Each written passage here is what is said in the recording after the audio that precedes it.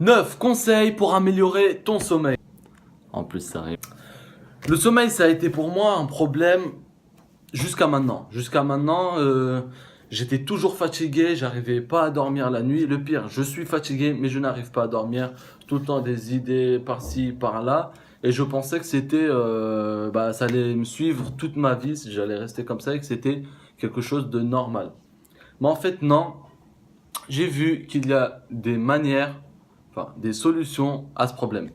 Et je vais vous partager ici ces solutions. D'abord, il faut savoir que le sommeil a plusieurs bénéfices.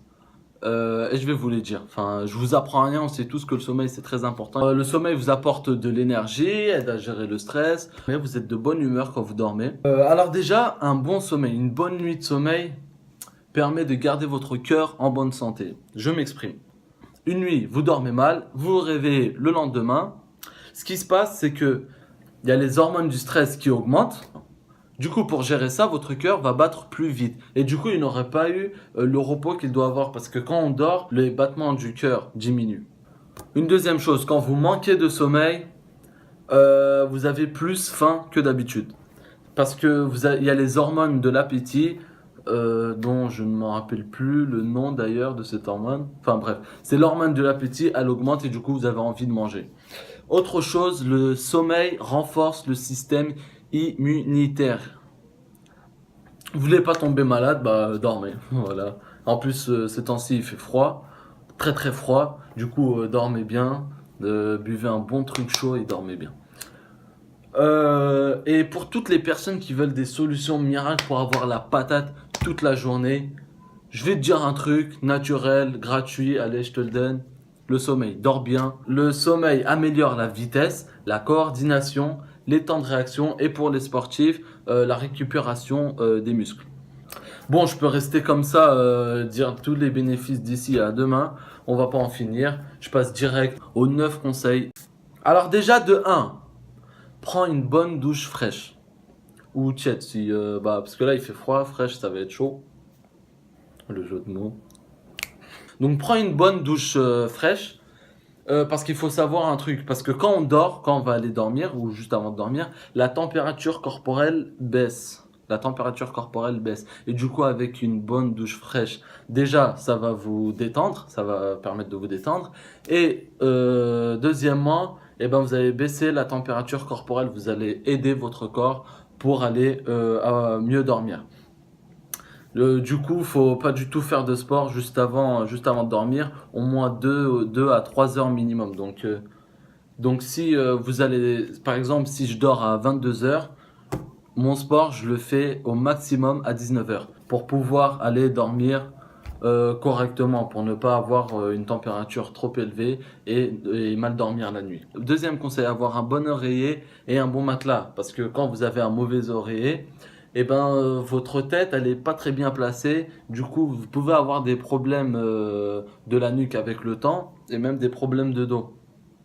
Du coup, et un bon oreiller pour être tranquille. Un matelas, vous pouvez le garder 6 à 7 ans. Au maximum 10 ans. Ou si vous voyez que votre matelas commence à faire un creux comme ça, dites-vous qu'il faut le changer. Ou même si vous dormez sur un autre lit et que vous voyez que vous avez bien dormi sur ce lit et qu'il est plus confortable, vous en déduisez qu'il faut changer votre matelas. Le troisième conseil, baissez la luminosité de chez vous 1 à 2 heures avant d'aller dormir. Pourquoi?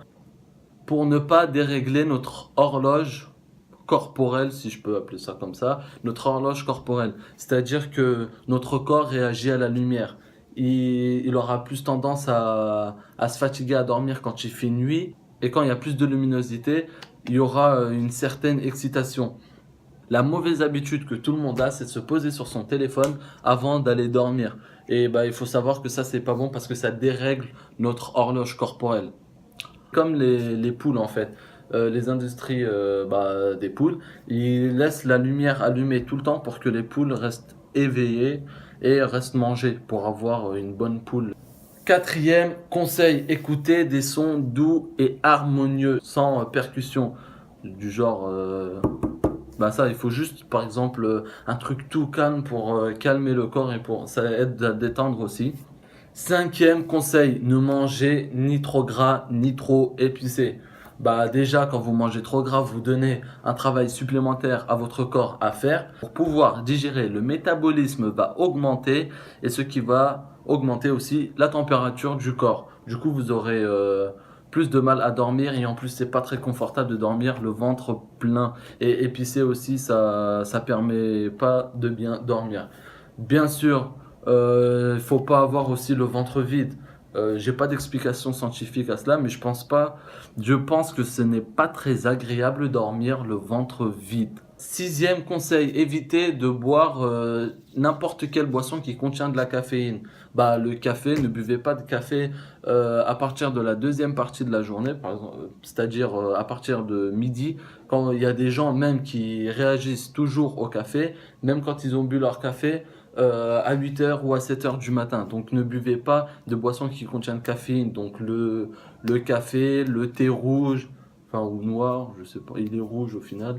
Euh, Coca, toutes ces boissons-là, il faut éviter de boire ça bah, parce que c'est des excitants et vous aurez du mal à dormir. Même l'alcool, certes, ça permet de dormir, mais la qualité du sommeil après, elle est pas top.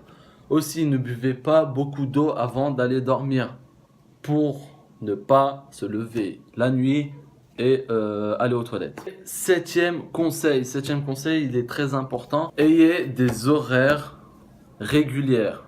Ça arrive encore.